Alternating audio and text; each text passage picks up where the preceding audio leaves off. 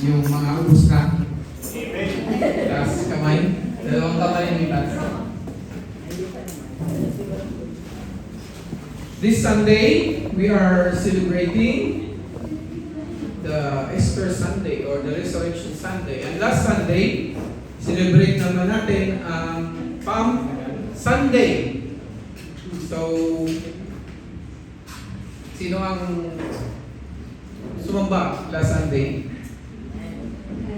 And when Jesus Christ entered into Jerusalem, ang sabi ng mga tao, Hosanna. Sabi ng mga tao, Hosanna. Save us, Lord. Save now. That is Sunday.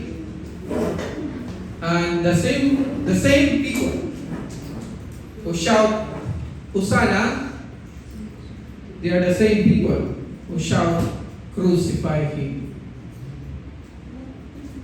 Yung mga mismong tao sumigaw ng Hosanna ay siya rin mga tao sumigaw ng crucify Him. Now, pwede ba tayong tumayo? At basahin natin ang ating declaration to faith. Sabay-sabay dito sa today. Today I will listen to God's word. It empowers me by instructions and corrections, giving me the strength to take the right direction and lead me deeper into the path of godliness. It was sent so I may be complete and equipped to every good work to serve men and to glorify God. Pwede tayo maupo.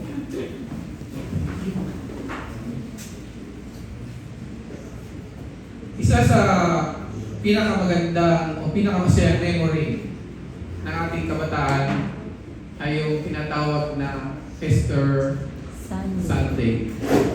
Sa probinsya namin, kapag Easter Sunday, kami ay nagsiswimming. Kaya once a year nakakapag-swimming kami sa dagat. Dahil from Wednesday, Thursday, Friday, Saturday, hindi kami naliligo. Biro lang. Nung kabataan natin, sino rito ang kailangan ko? Si Bronito. Naalala niyo ba yung Easter Sunday nung kabataan niyo? Amen. Naalala niyo pa? Amen. Sabihin mo nga sa katabi mo, naalala mo ba?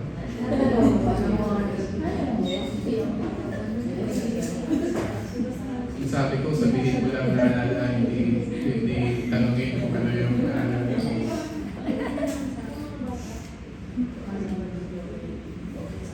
Iba-iba yung way ng pag-celebrate natin ng Easter Sunday, right? Merong naghahanap ng itlog. Tapos pag bukas ng itlog, anong nakita nyo? Anong nakita nyo nung binuksan nyo yung itlog? Cake yun. Amen! It is one of the most celebrated day of a Christian faith. Lalo na sa atin. Kaya nga yung cross natin, walang tao. Because Jesus was risen. Hindi siya nanatiling patay. He resurrected. He was alive. Now, this morning, we will be studying, by the way, ang topic natin o tema natin for this month, but because this is a special Sunday, medyo hindi kami nag-follow sa ating monthly theme. But ang ating tema for this month is from Psalm 111 verse 10, sabi dyan, growing in wisdom through obedience. Sabi sa Psalms na yan, the fear of the Lord is the beginning of wisdom, and a good understanding have all those who His commandments, His praise endures forever. Now, if you have your Bible, or Sabayan niyo ako. Open your Bible in the book of Mark, chapter 16, verse 1 to 8. Book of Mark, chapter 16, verse 1 to 8. Ang sabi dyan, now. Sa Tagalog, ngayon. Nakakatuwa kasi the Bible, if you read it, you can always see and read the word now. Ngayon. Meaning, kahit anuman ang naranasan mo, kahit anuman ang pinagdaanan mo, kahit anumang hirap ang nangyari sa buhay mo, there is always a word na. Laging mayroong ngayon.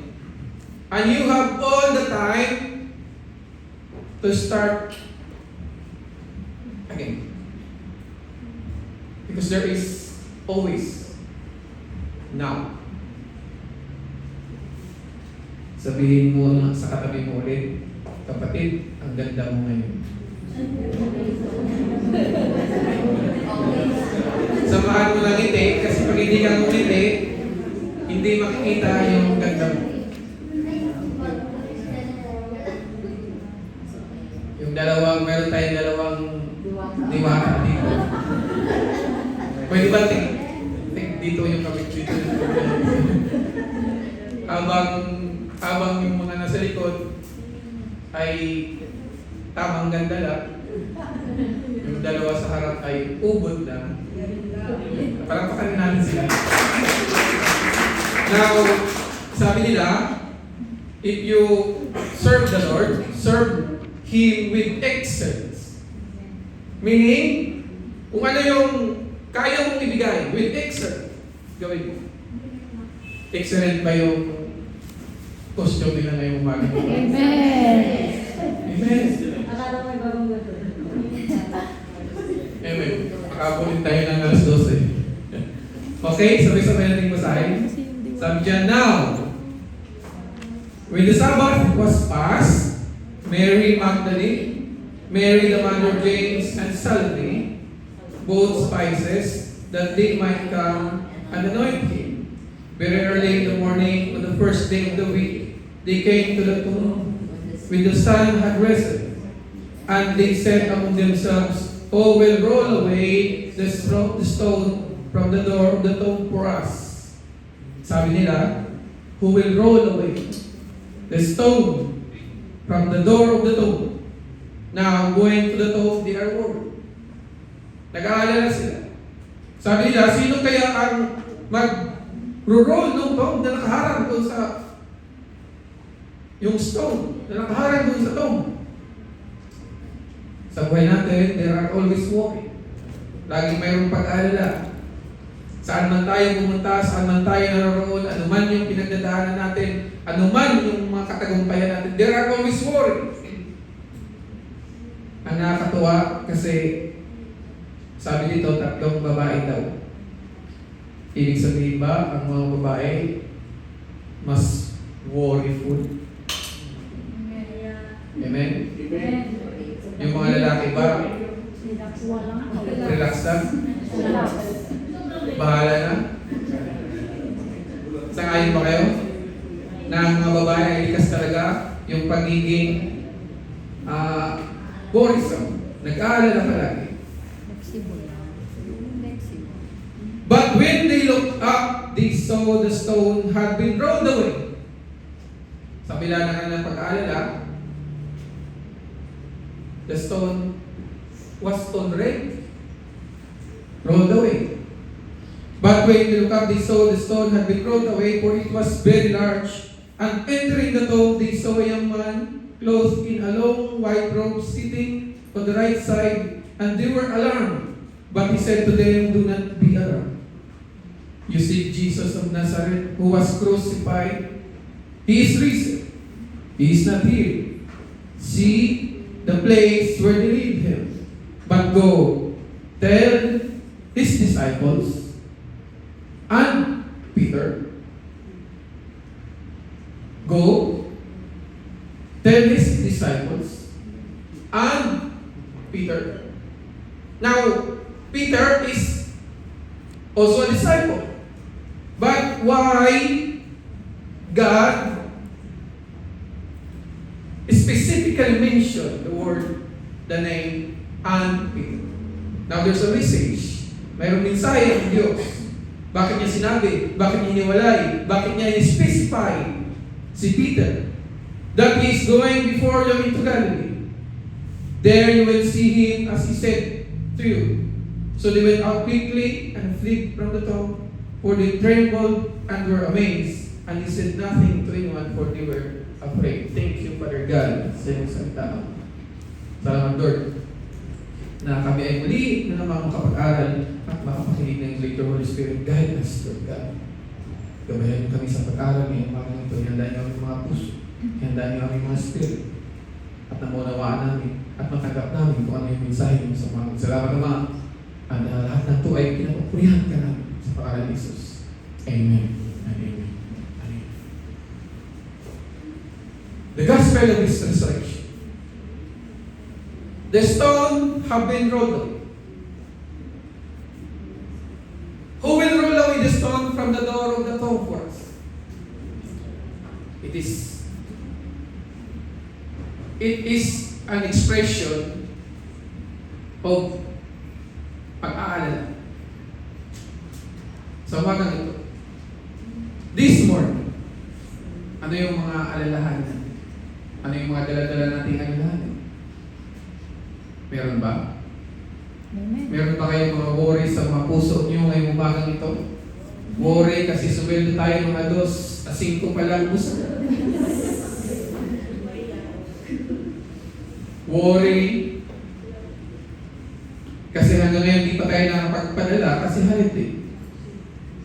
Worry kasi ang liit ng mga sweldo this month. Amen. Worry kasi maraming bayarin. Worry kasi kulang. Worry kasi marami tayong worry sa buhay natin. But when they look up, they saw that the stone had been rolled away, for it was very large. Now, for every worries that we had sa buhay natin, kung titingnan natin, pag-aaralan natin kung ano yung nabasa natin, they are not the one who rolled the stone.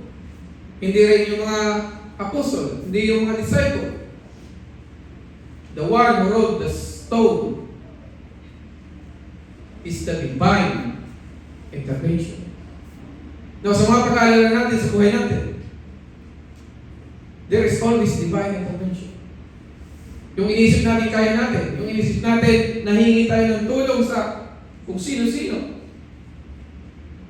Ba't hinuhuli natin hingan ng tulong? Ang ating Diyos. In this particular story, the divine intervention rolled the stone away from the tomb. Sa mga buhay niyo, ano yung mga bagay na gusto niyo i-roll away? Anger, anxiety, unforgiveness, worry. What are the things that you want to roll away? Because the message of resurrection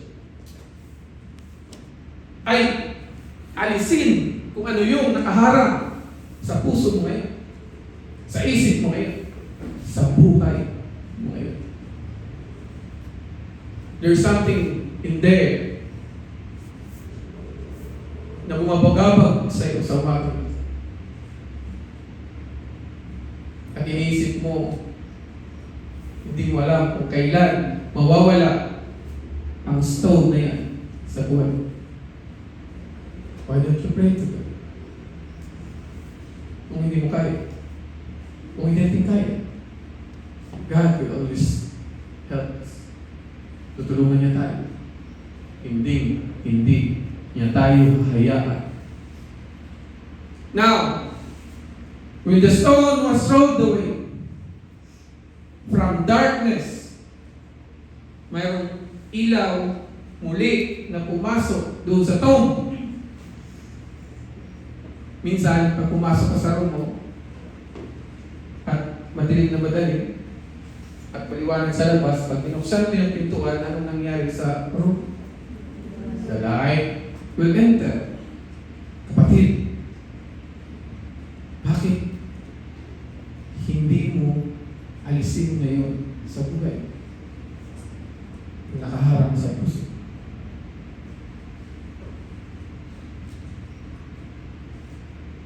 Because if you roll that stone away, the light will enter. Yung ilaw ay papasok muli sa buhay. That is the message. That is the gospel. Sabi sa Matthew 6:34, therefore do not worry about tomorrow, for tomorrow will worry about its own things.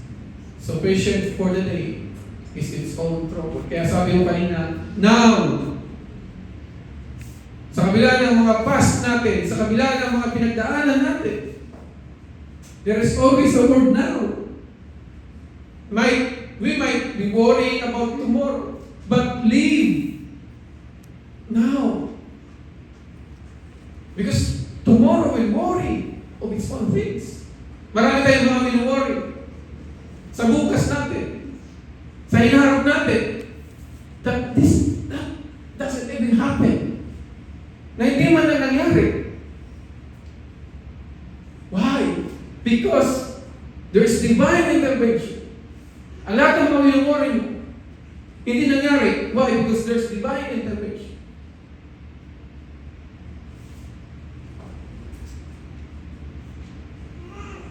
And we are grateful for that. Kaya kailangan natin magtiwala sa Diyos na meron tayo. Now, sabi yan, the tomb is empty.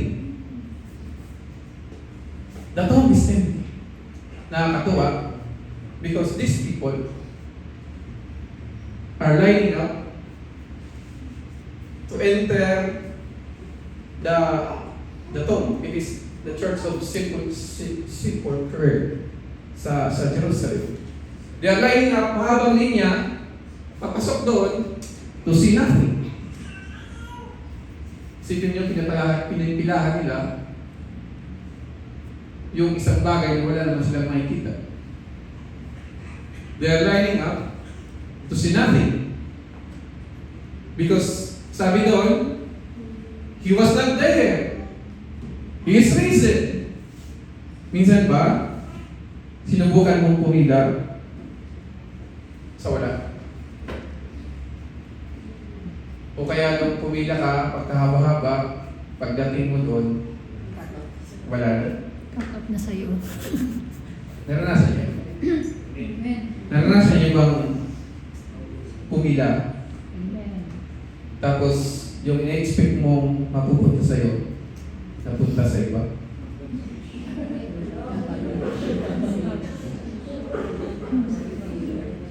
Amen? Nasubukan mo na bang sabi mo, kahit huli ako, because you're expecting. Sabi mo, magpapakumbaba ako. Okay na sa akin kahit huli ako. Tapos dumating na yung time mo,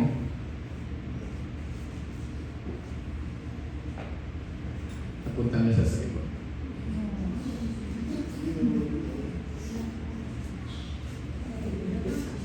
Sabi ng kasabihan, daig daw ng maaga ang masikap.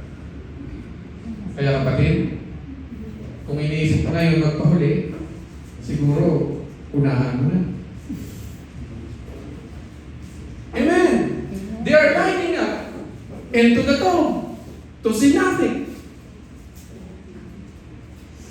Minsan, maraming bagay sa buhay natin that we exert effort, time, our precious time, our precious moments.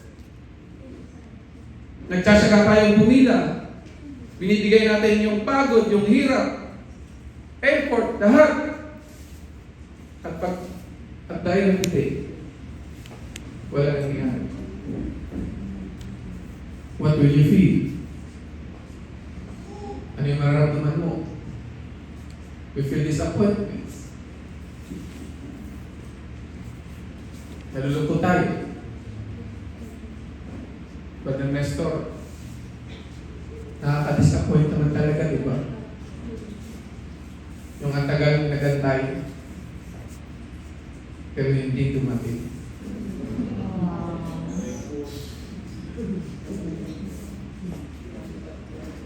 Bakit kaya pa ganyan ang topic? Parang buhay na buhay kayo.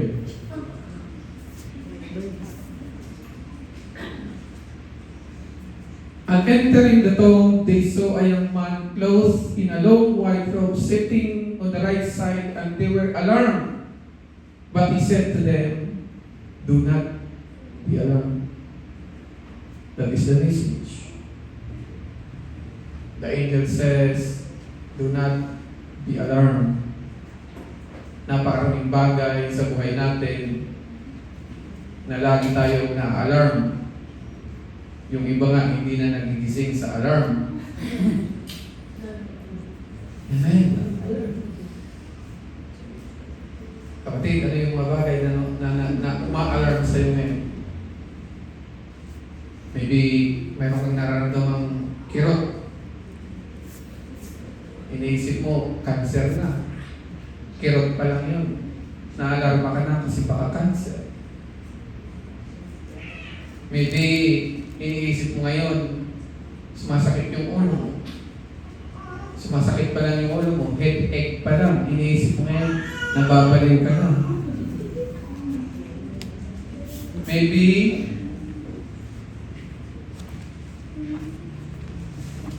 kakasweldo mo lang, wala ka ng pagkain. Nakakaalarma lalo yun. Kakasweldo lang, wala ka ng pagkain. There are so many things that gives us an alarm. Kaya, lagi lang false alarm. Maraming mga bagay na nakakatuwa because the message, the gospel message that the angel says is that do not be alarmed. Sabihin mo nga muli sa likuran mo. Sabihin mo yung pangalan para magkakilala kayo. Rubo, do not be alarmed.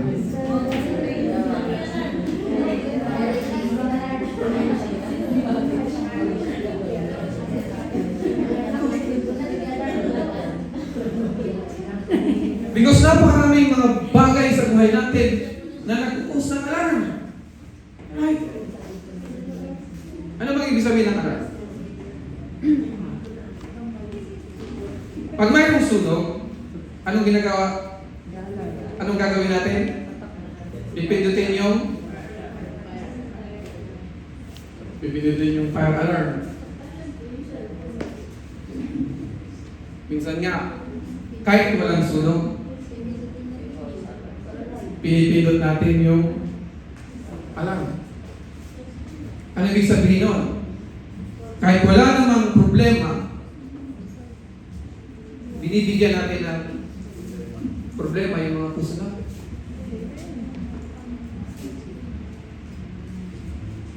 Sabi nila, yung mga babae daw, ang layo, advance mag-isip. Amen? Mayroon daw silang instinct. Nararamdaman daw nila pag ang lalaki ay may ginagawa.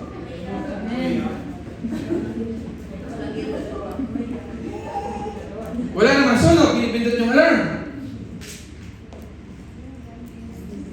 Sabi dyan, do not be alarmed. Why? Because kung pindot ka ng pindot ng alarm, ano ibig sabihin nun? Mayroon kang trust issue.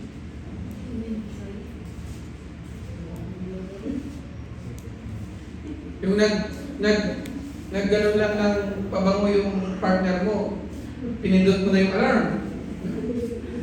Kasi baka daw may maamoy na. Amen. Brother Nesto, bakit kami laging mga babae ang inaano mo? Pwede bang mga lalaki naman?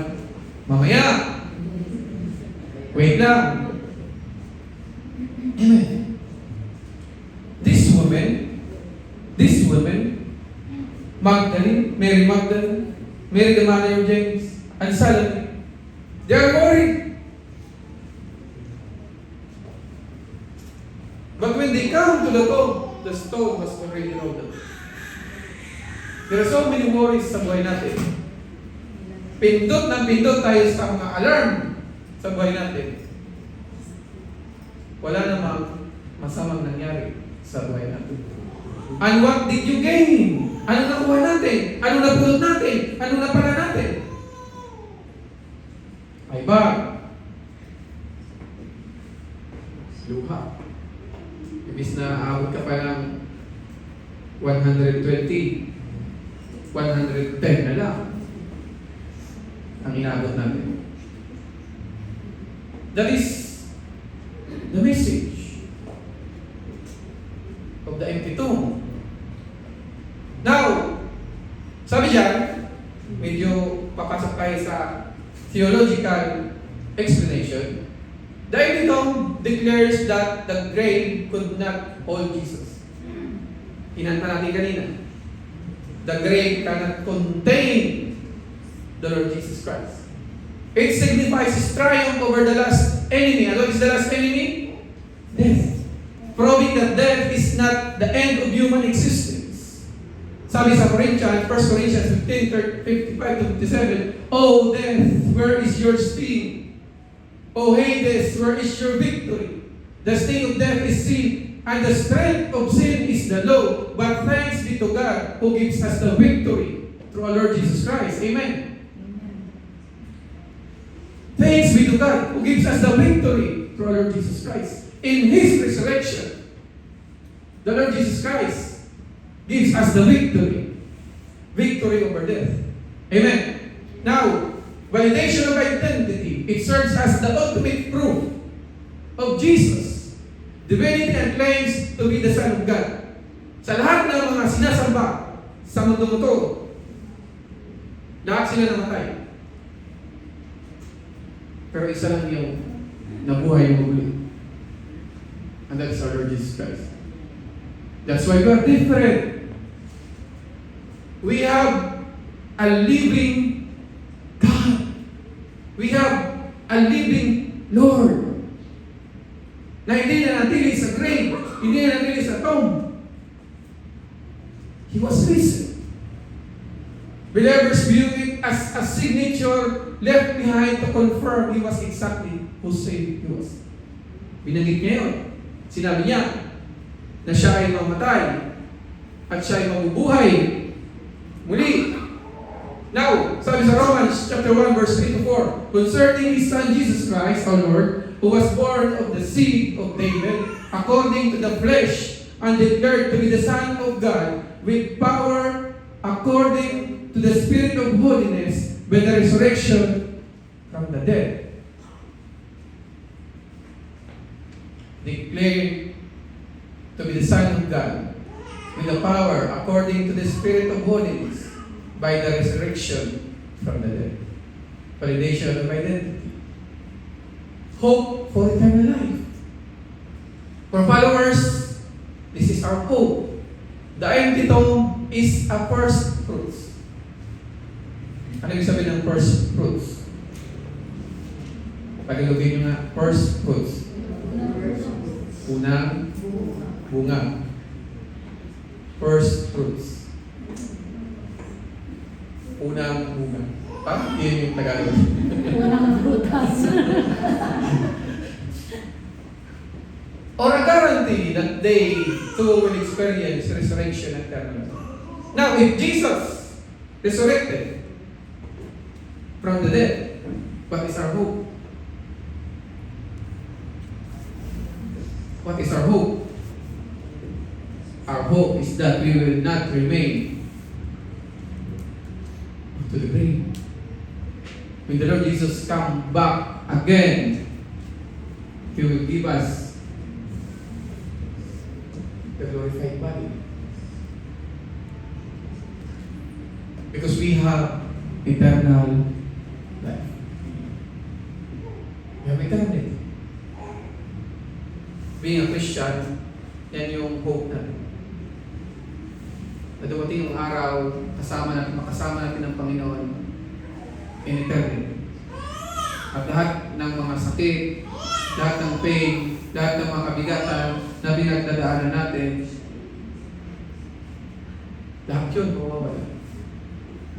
At makasama natin ang Lord. Sabi sa 1 Corinthians 15, 20-23, the last enemy destroyed. But now Christ is risen from the dead and has become the first fruits of those who have fallen asleep. Tingnan nyo, hindi sinabi, who have died. They are just fallen asleep. Pag sinabing fallen asleep, anong ibig sabihin noon? Nakatulog. Nagigising sila. Amen. Nag-preach din si Isaiah.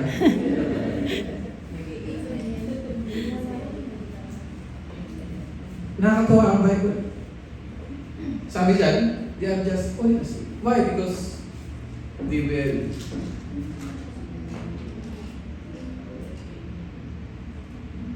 wake up again. But, ang sinabi ni Paul dyan, ay mga fallen asleep, they are the man of God, the people who died. Pero hindi sinabi ng Apostle Paul na sila ay patay na. Sinabi ng Apostle Paul, sila ay natutulog lamang.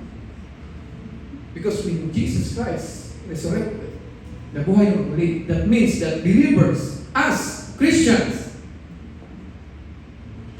ay makakaptan din natin yung buhay na walang hanggan. Jesus was the first fruit. Siya yung una. And then after Him, tayo naman. For since man came death, by man also came the resurrection of the dead.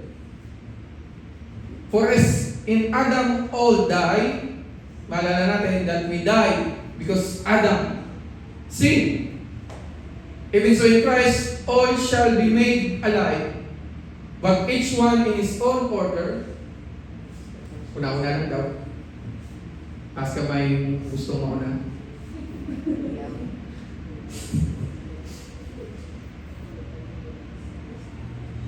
Ayaw talaga natin. No? Kahit ang hirap-hirap ng mundo, ayaw natin mamatay. Ang pangako ng Diyos that Christians ay makakamtan yung kapayapaan after ng kamatayan. But Christians don't want to die. Ayaw nilang makamtan yung kapayapaan. O ayaw ko na. Why? Likas talaga sa tao yung pagiging matiis. Amen. We can persevere. At pag hindi mo maoras, ang ibig sabihin nun, God has a plan for your life. Kung ikaw buhay pa ngayon, at malamang buhay tayo lahat ngayon, God has a purpose for us. God has a plan for us. May gustong ipagawa sa iyo ang Diyos. May plan ang Diyos sa buhay mo.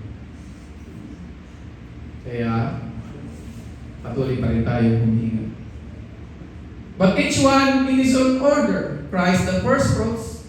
Afterward, those who are Christ at His coming. Now, yung mga namatay, at pag tayo naabutan, when Christ return in His second coming, we will have our eternal life. Amen. Palakpakan natin ang Diyos.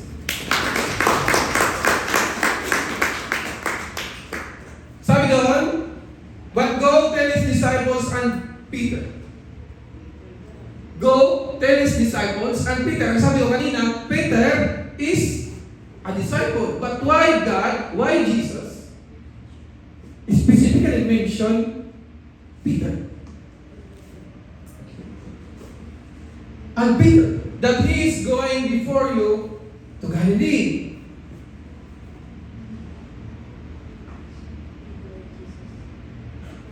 Now, kung medyo antagonist ako, di ba dapat, nung nabuhay ang Panginoong Jesús, sino yung una-una niyang babalikan? Yung nagpapako sa kanya. Maybe si Herod. Maybe si Pilate. Sabihin mo, ito ako ngayon. Ginawa niyo lahat sa akin to. Pero ito ako ngayon. Pero hindi niya ginawa. Ganun tayo, di ba? Pag tayo medyo nakaluwag-luwag na, nakaangat-angat na, medyo successful na, ang sarap kayong balikan yung mga nangapi sa atin ngayon.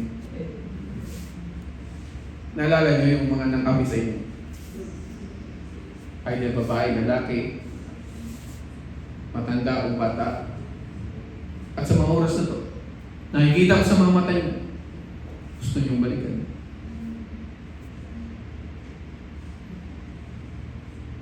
Padalas na Christian na kami, mapagpatawad. Di ba ganun tayo? Appreciation. Kung ikaw bibigyan ng pangalawang buhay, sino yung pupuntahan mo?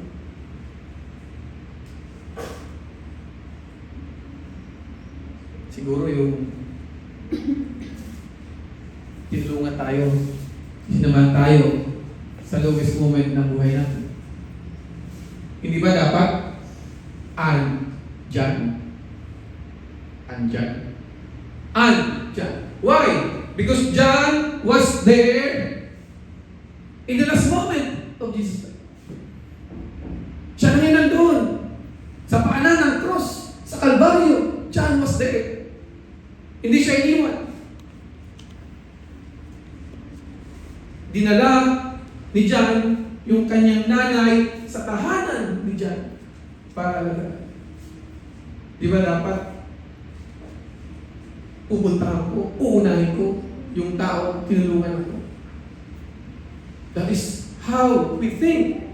Di ba? Dapat maging appreciative tayo.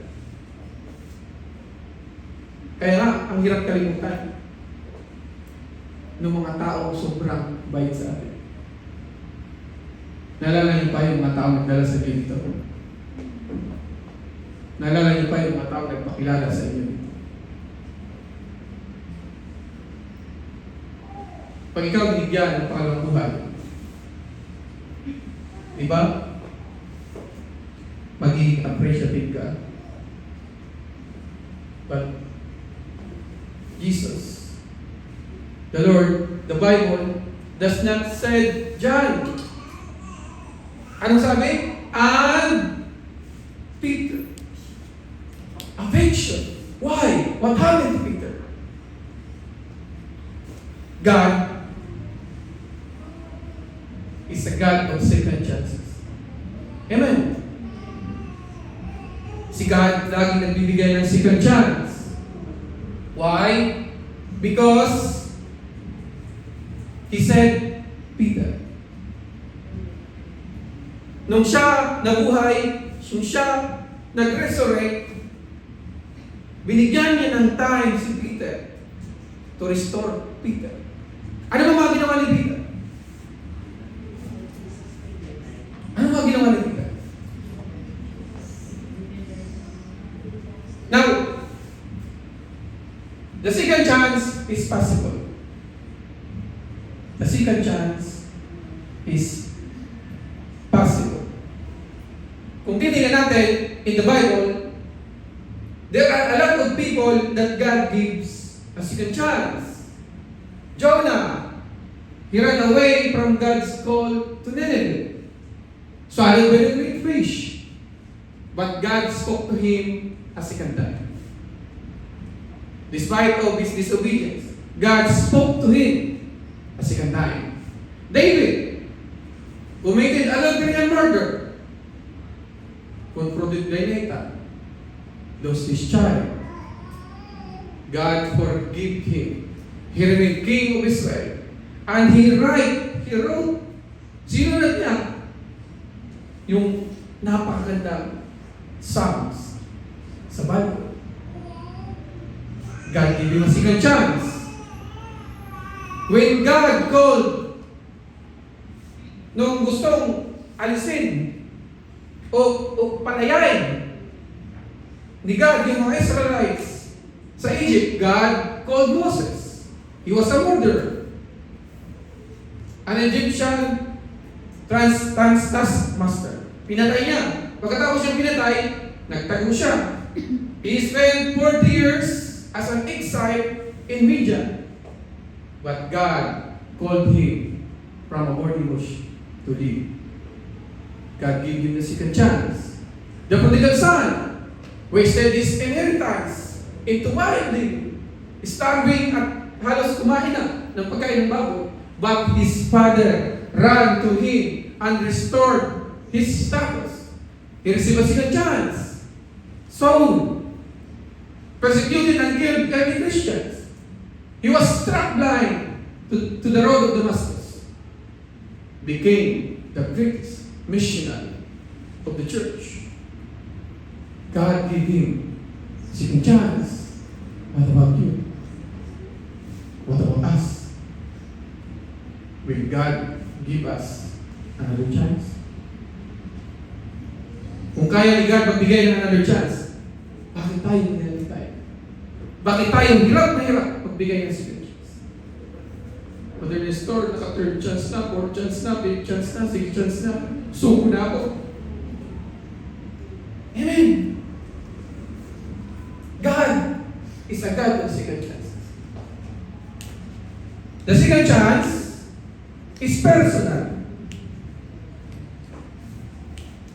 Sabi John, sa book of John, chapter 1, verse 2, and he brought him to Jesus. Now when Jesus looked at him, he said, "You are Simon, the son of Jonah. You shall be called Cephas," which translated as stone. Remember, Jesus changed the name of Peter. From Simon, he changed to Peter. Amen. Because God is personal. Siguro ganyan ka ngayon. Siguro ganyan ang pagkatao mo ngayon. Siguro ang tingin mo sa sarili mo napakasamang mong tao. Siguro ang tingin mo sa sarili mo napakasinungaling mo. Siguro ang tingin mo sa sarili mo napakawalangyang mo. Yan na yung identity mo. Yan na yung pagkakakilanlan sa'yo. But God can change your name. Minsan, sa buhay natin, pag sinabi Nestor, anong maiisip mo? Nangyayari. But God can change your name.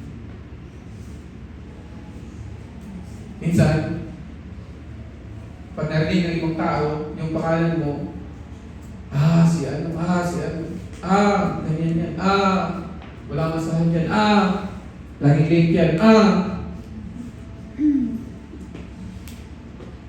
wala yung mabuting may bibigay sa'yo. Yan yung sabi ng mga tao.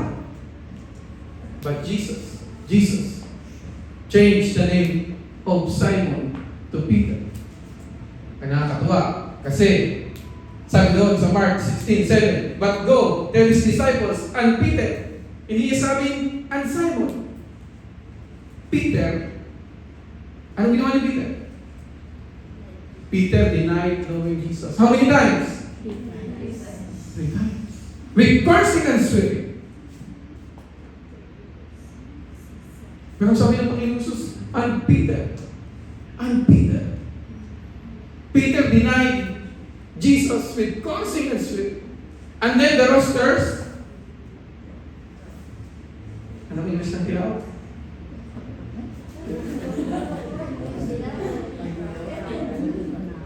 Wala may ano? Korpo? Crows?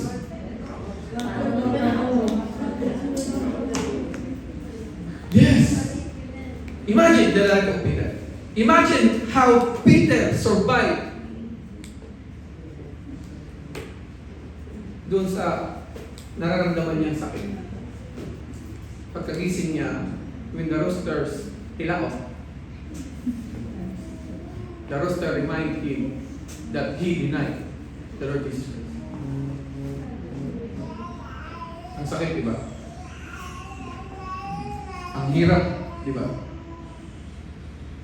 Pag mayroong mga taong paulit-ulit ipapaalala sa'yo, di ba nagawa mong mali?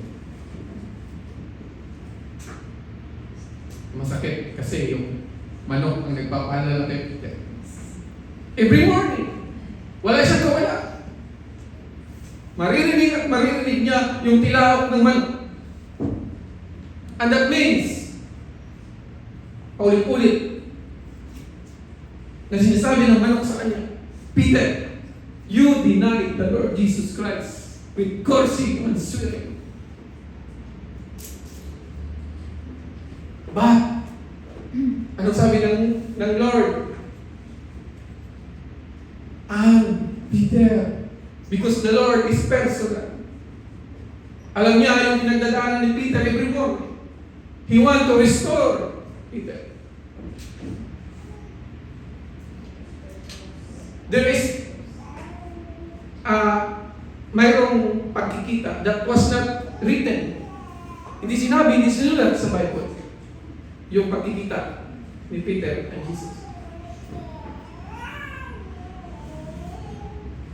The second chance is private. Kapatid, ito yung sobrang nakaka-bless. The second chance is private. Remember, Peter denied the Lord Jesus Christ in public. Nalala nyo, kung babasahin natin, sa Luke chapter 22, verse 54 to 62, sabi dyan, having arrested him, they led him and brought him into the high priest's house, but Peter followed at a distance. Now, if you follow the Lord Jesus Christ at a distance, pag ikaw, Christian, na naglalagay na ng gap doon sa mga kapatiran mo, doon sa mga churchmate mo,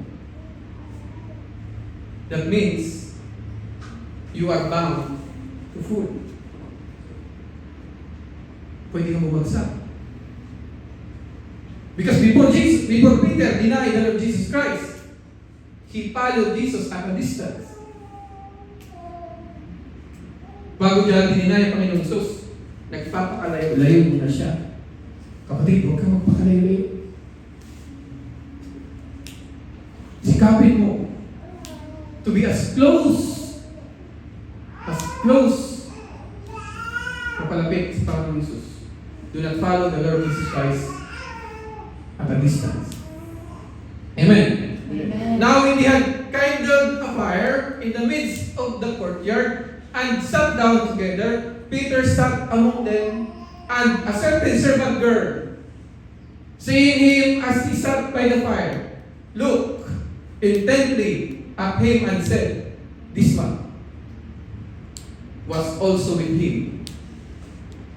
But Peter said, but he denied him, saying, woman, I do not know him.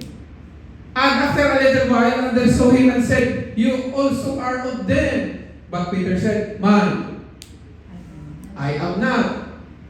Bakit laging babae ang una? Sabi niya, woman, and now man. Then after about an hour had passed, another confidently affirmed, saying, surely this fellow also was with him, for he is a Galilean. But Peter said, man, I do not know what you are saying. Immediately, while he was still speaking, the rooster crowed. Yan yung English na ilaw. Amen. Remember, pakayan lang yung maalala natin yung English ng ilaw. Then Peter remembered the word of the Lord. How he had said to him, before the rooster crows, you will deny me 3 times. So Peter went out and with Peter.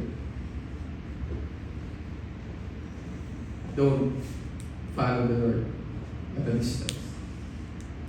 Because at the end of the day, you will deny Him. And might deny Him. And when you deny Him, the consequence is that you will be bitter. Masasaktan ka. Amen. Now,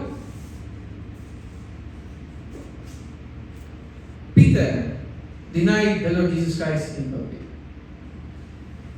But the Lord Jesus Christ forgives Peter in private. Wow.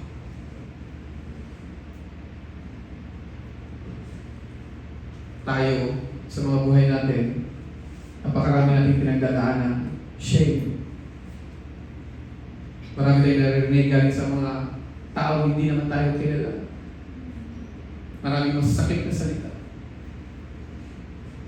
They deny us, even if they do not knew us. Marami silang sinasabi, kahit hindi nila tayo kilala. Nasasaktan tayo. We are in pain. Minsan, tayo, marami tayong sinasabi sa mga tao hindi naman natin kilala. Nahihiya tayo. Minsan, pinapahiya natin sila. Sa public. Masakit. But you know what? When the Lord Jesus restores Peter, He restores Peter in private. Kapatid, this morning, anuman ang pain, anuman yung mga kasalanan na nagawa natin sa buhay natin, anuman yung mga guilt na nararamdaman natin, we can ask the Lord, and the Lord will forgive us in private.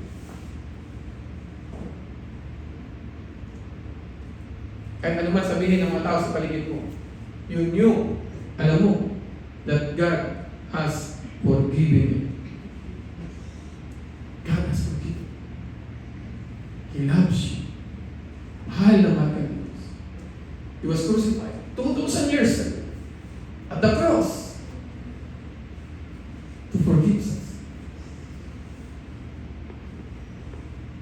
You can ask Him, Lord, bumagsak ako.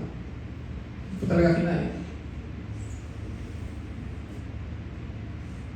Tawain mo. Forgive me, Lord. Marami sa atin dito, hindi naniniwala na nagbago na tayo. Marami sa atin dito, walang naniniwala na nagbago na tayo. Don't mind them. Hayaan nyo lang sila. Dahil alam mo, you are already forgiven by the Lord Jesus Christ. Amen. Because the Lord Jesus Christ forgives us in private. It's between you and the Lord. Ikaw na nakakalam ng puso mo. At siya lang ang nakakalam ng puso mo. Hindi sila. Hindi yung mga ka-workmate mo. Hindi yung mga kador mo. Even hindi yung mga kapamilya. It is you and the Lord. It's between you and the Lord. Kaya magpakatatag ka. Trust the works of the Lord Jesus Christ on the cross. He forgives us in private. Kahit i-deny man natin siya, dinay siya ni Peter ilang beses sa public. But the Lord Jesus Christ forgives you in private. Last thing, last one. The second chance is profitable. Alam nyo, hindi kayo magsisisi pag nagbigay kayo ng second chance.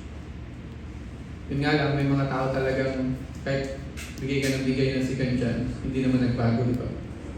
Naniwala kayo? Amen. Kaya nga, marami sa atin ayaw magbigay ng second chance. Kasi marami din naman tayo naranasan na kahit anong pagpapatawad natin, ulit-ulit pa rin tayo sinasaktan. Amen. But, when the Lord Jesus gives you a second chance, it is profitable. You know what? What happened to Peter? After Peter was restored, he became the leader. At the Pentecost, malala natin yung kanyang famous na preaching, and 3,000 people were baptized in one day. Wow! Kung ikaw preacher, nag-preach ka, tapos 3,000 people yung tumanggap, how profitable it is. Amen. Now, Peter opening the church to non-Jews. Isa siya sa nag-start. Maliban kay Paul. God gave Peter a vision of a clean animal to show that the gospel was for everyone. If you remember the story, mayroon siyang vision. Kasi dati, nagtatalo sila ni Paul. Kasi parang iniisip niya, hindi sila, yung mga Gentiles, parang hindi kailangan abutin. But God showed him the vision. And He is the one. Isa siya nag-start para abutin tayo, mga Gentiles. Fearless under persecution. King Herod arrested Peter to execute him, but an angel led him out of prison. Yung isa sa pinaka-famous na nangyari kay in the middle of the night. Wala siyang takot. And he becomes the author of the scripture. Mababasa natin ang mga sinulat niya sa Old Testament. Ano ibig sabihin? Pag tayo nagbigay ng second chance, minsan, hindi profitable. Right? Sino dito nagbigay ng second chance? Amen? Amen. Sino nagbigay ng third chance? Amen. May nangyari? May nangyari?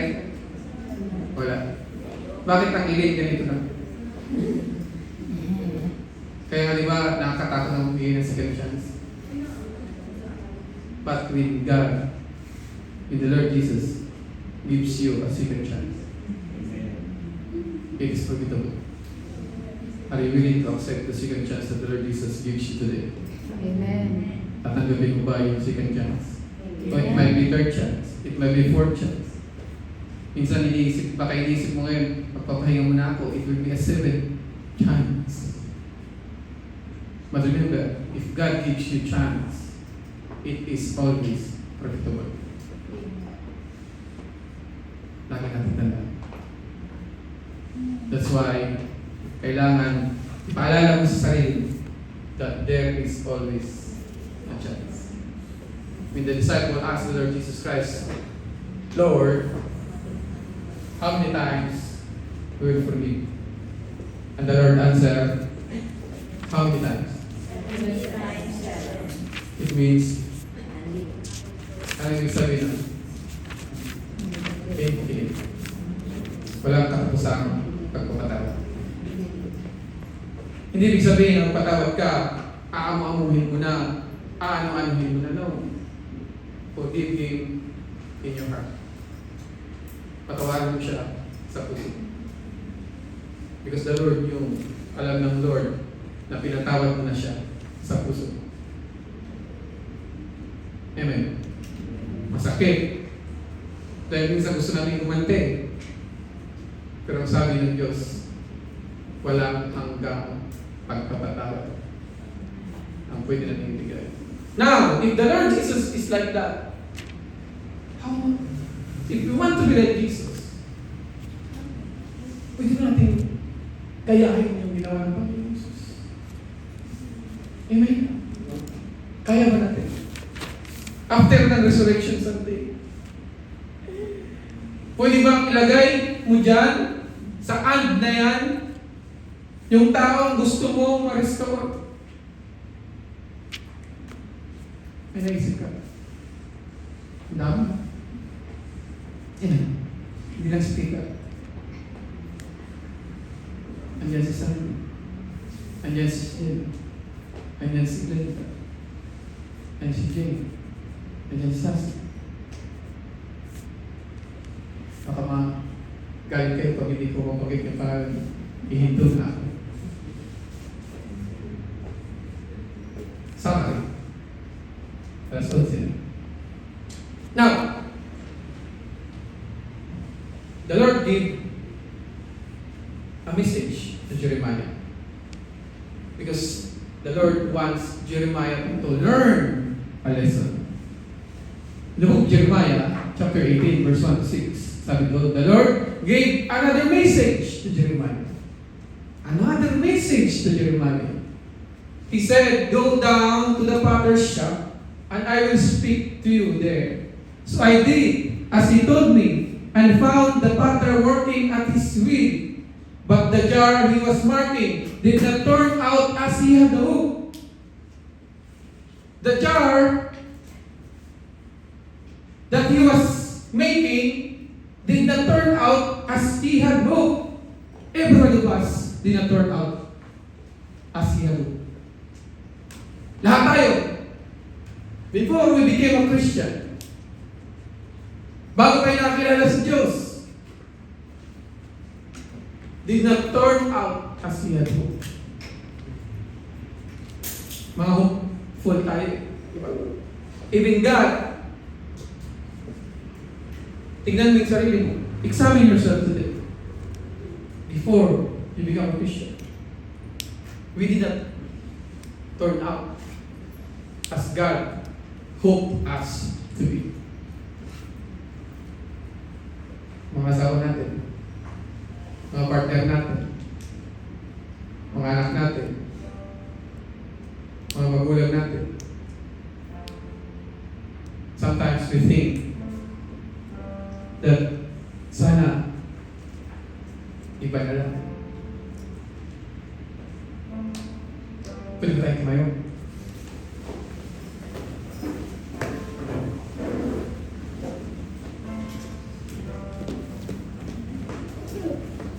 The message is, we did not turn out as he had hoped.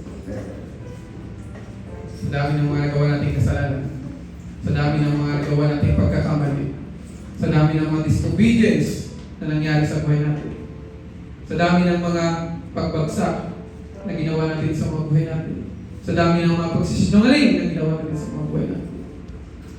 Ang dami nating nagawa mali. Ang dami ng mga gawa nating kasalanan. Unang-una sa mga magulang natin, sa mga partner natin, sa mga mahal sa buhay, sa mga taong nagmamahal sa atin. We disappointed, nasaktan natin sila. And sabi doon,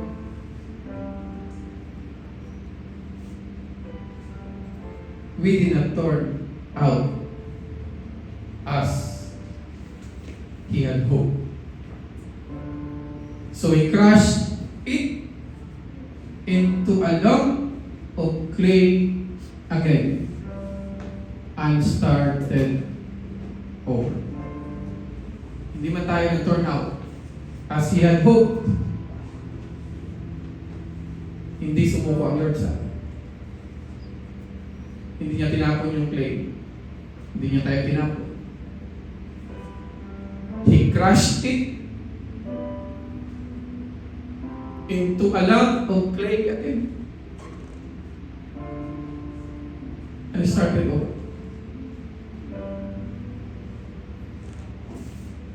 You might think of yourself as a failure, as a disappointment. Siguro tingin mo sa sarili mo ngayon, isa kang failure. Isa kang disappointment. Isa kang pagkakamali. You have not turned out as the Lord has hoped for you. Pero di sumuko ang Diyos sa iyo. He gives you a second chance. Hindi kanya sinukuan. He crushed you into a lump of clay. Masakit habang kinakrush tayo. Habang inuhulma muli tayo, masakit.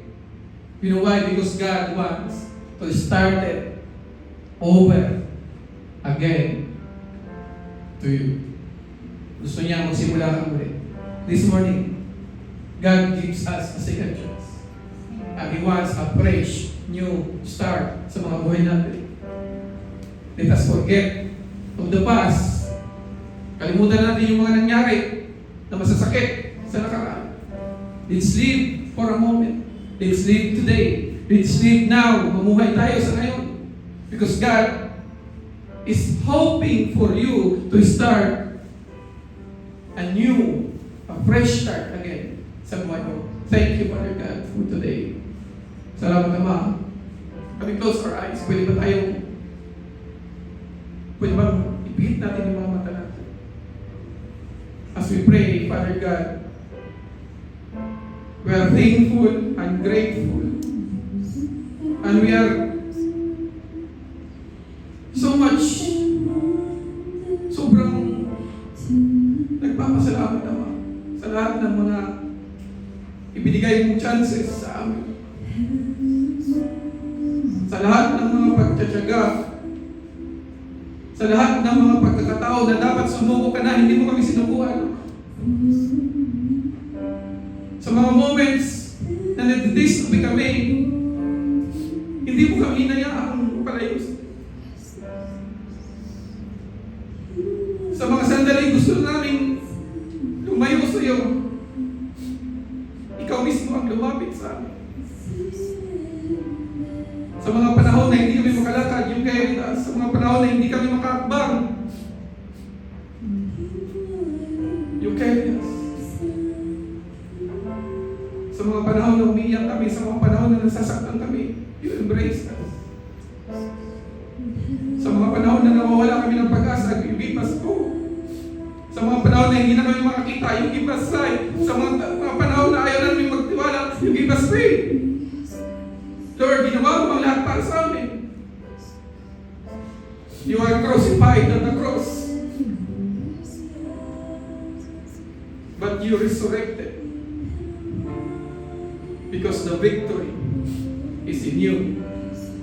And the victory is in us. Thank you, Father God, sa mga kapatid kong ito, na patuloy na nagpapagal, na patuloy na nagtsatsaga, sa kabila ng kanilang paguran, sa kabila ng mga sakit, sa kabila ng mga hirap na pinagdadaanan ng mga isa sa araw-araw, Lord God, they continue to come and stay close to you, Lord God. Nanatili silang malapit sa iyo, Lord God. Lord, extend your blessing to their lives. And extend your blessing to their loved ones. Lord, ito lamang yung hiling namin sa iyo. Ingatan niyo ang aming mga mahal sa buhay. Ingatan niyo kami sa araw-araw, saan man kami pumaroon, sa aming pagpasok sa trabaho, sa pag-uwi sa trabaho. Ilayo mo kami sa anumang sakuna, anumang aksidente, Lord God. Patuloy yung ingatan ng mga mahal namin sa buhay, mga gulang namin, mga anak namin, mga kapatid namin. Continue to protect them, Lord God. Dahil sila lamang ang nagbibigay ng joy sa mga puso namin, Lord. Thank you for today. Salamat sa message mo of your Resurrection Sunday. And we continue to praise you sa lahat ng second chances na ibigay niyo sa amin. At patuloy kaming mag-i-start muli. And we will start a new beginning sa mga buhay namin. Salamat, Ama. And we give back all the glory and honor. In Jesus' name we pray. And everybody say, Amen and Amen. Now let's continue with our communion.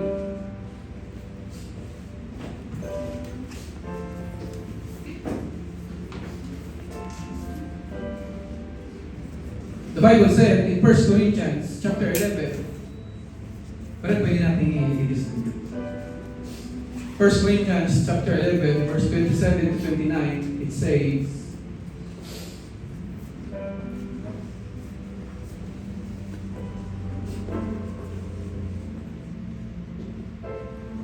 Therefore, whoever eats this bread or drinks this cup of the Lord in an unworthy manner will be guilty of the body and blood of the Lord.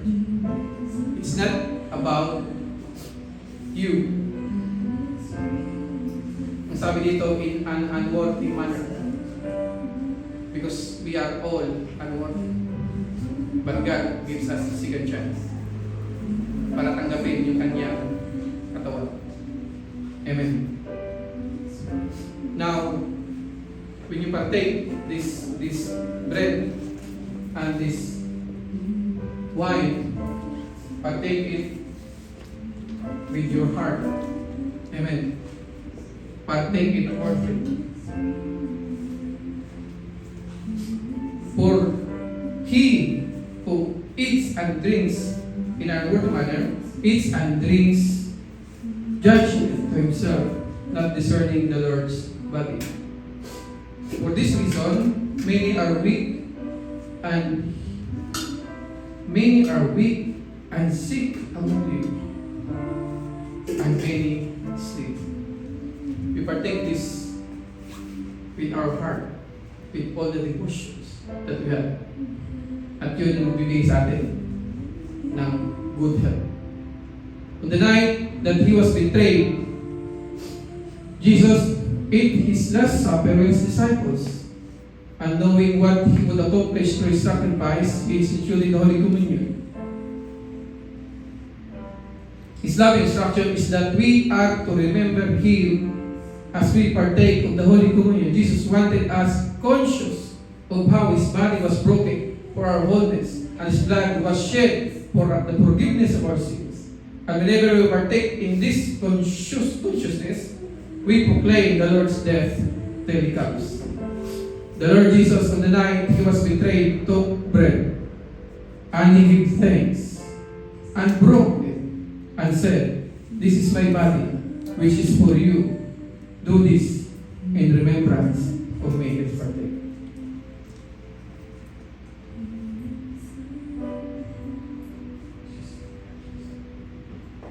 Thank you. Unfortunately, the body of Christ in some circles look at communion with prayer, afraid that there is sin in their life that they may not even be aware of, and therefore they don't look forward to the Lord's Supper. It is the Eucharist, the time of thanksgiving. It's a time of celebration. Jesus said, it's not a time of self-consciousness. When we partake of the cup, we are declaring that we are forgiven and have been made righteous. Jesus' blood gives us right standing before God, and we can go boldly into God's presence. When we pray, we can be sure that God hears us. Jesus, when he took the cup on the night of the Last Supper, he said, "This cup is the new covenant in my blood. Do this whenever you drink in remembrance of me. Whenever you eat this bread and drink this cup, you proclaim the Lord's death until he comes." Let's pray. Thank you, Father God. Salamat, Ama, sa pagkakataon that we receive again your Holy Communion. Thank you, Ama. At lahat ng ito ay pinapasalamatan namin sa pangalan ng iyong anak na si Jesus. Ang lahat ay masabi na Amen and Amen and Amen.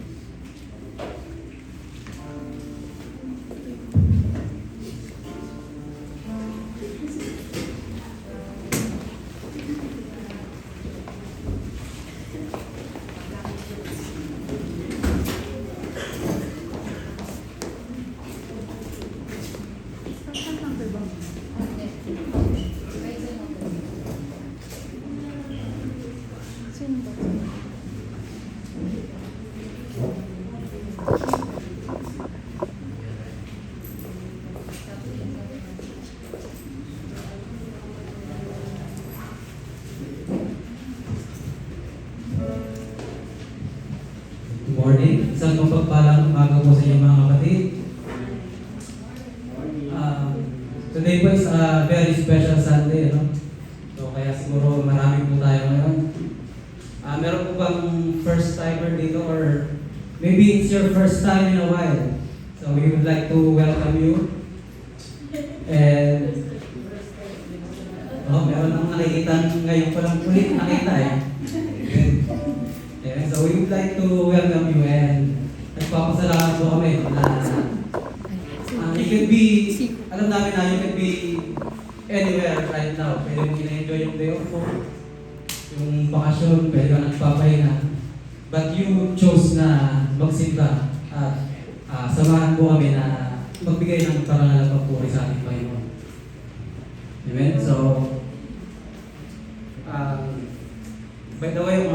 Brother June, and I get the honor and privilege to share with you an exhortation at isang maiksing encouragement para po sa ating giving. Ang sabi po sa Bible, sa 2 Corinthians 9:7, ang bawat isa sa inyo ay magbigay ng ayon sa sariling kapasyahan nang walang pag-aatubili. Paano yun? Paano ba yun? At hindi sa pilitan. Paano yun? Not reluctantly, ang sabi nga sa 1 Corinthians. So today, I would like to share with you a verse which I believe na makakatulong po sa atin on how to be a cheerful giver. Jeremiah chapter 29, verse 11. Brother? Ang sabi doon, si God po mismo nagsasalita dito. Alam ko kung paano ko tutuparin ang mga plano ko para sa kabutihan nyo at hindi sa kasamaan nyo. Meron po English bro, mas maganda sa English. Diba? Plans to prosper you, ang sabi doon kasi.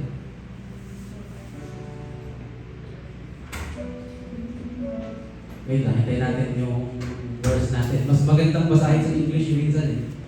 Diba? Ayun. So ang sabi doon, For I know the plans I have for you, says the Lord. They are plans for good and not for disaster. Sa ibang version, plans to prosper you. Diba? To give you hope, to give you a future and a hope. So napakagandang verse po yan. Marami po sa atin, yan yung pinaka-life verse nila, di ba? And I believe lahat po tayo ay nakaranas na ng kakulangan, na magkulang, di ba? Yung insufficiency sa buhay natin, especially in the aspect of finances, money, pera. Iba pa naman makapagpawari kapag wala kang pera, di ba? Yung iba sumasama yung pakiramdam pag wala kang, di ba? And all of us have experienced that. Lahat po tayo naranasan natin na magkulang. We have all been there in that situation. In the place of lack. Di ba? Naranasan niyo po ba yung tipong nag-grocery ka lang pero alam mo sa yung nakakalculate mo yung budget mong ulam. Diba? Nagiging tumatalino ka sa math eh. Nakakalculate mo na yung laman ng basket mo, diba? Kung magkano, alam mo magkukulang. Diba? Kaya anong ginagawa natin? Nagbabawas. Ay, diba? Binabalik natin yung ibang unnecessary items. Sabi mo, ano to? Kape, paborito kong kape, blend 45. Sa kanan, balik ko muna. Ano to? Beef, karne. Tanggal na muna. Beef flavor muna tayo, noodles. Laki beef. Diba? Pinabawas natin yung mga hindi essentials.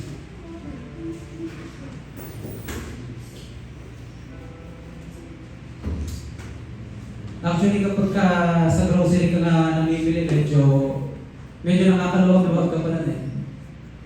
Diba? Kami dati or sino po sa inyo dito, naranasan nyo yung na sa grocery store kayo bumibili, ang takbuhan nyo po ay sa tindahan ng kapitbahay. Diba? At saka imbis na pera yung dala nyo,